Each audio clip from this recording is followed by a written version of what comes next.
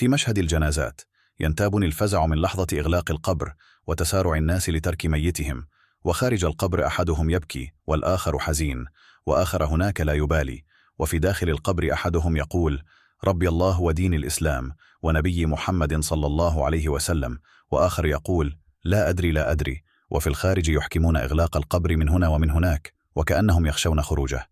وفي داخل القبر أحدهم يقول: رب أقم الساعة، وأحدهم ينادي: ربي ارجعوني لعلي أعمل صالحا فيما تركت. وفي الخارج يتأفف أحدهم من التراب وترهقه حرارة الشمس أو برودة الجو ويمل من طول الدعاء. وفي داخل القبر لا يملك أحدهم إلا مترين في متر من كون فسيح وقطعة قماش وعمله ودعوات صالحات. في الخارج لا تكاد تمضي ربع ساعة إلا وقد فرغ المكان وساد السكون وخيم الصمت ورحل الزوار. وفي الداخل ضجيج، أحدهم ينعم ويرى مقعده من الجنة، وآخر يصرخ من ضيق المكان وظلمته ومن الهول والفزع. في الخارج أناس قد انتقلوا من بيت مكيف لمسجد مكيف بسيارة مكيفة ويتعجلون الرحيل من الحر أو البرد. وفي داخل القبر يسمعون قرع نعال أحبتهم وهم يغادرون، أحدهم في سعة ولطف ورحمة، وآخر في ضيق وحر ونكد.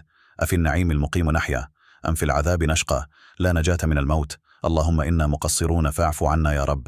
اللهم عاملنا بعفوك ورحمتك وجودك وكرمك.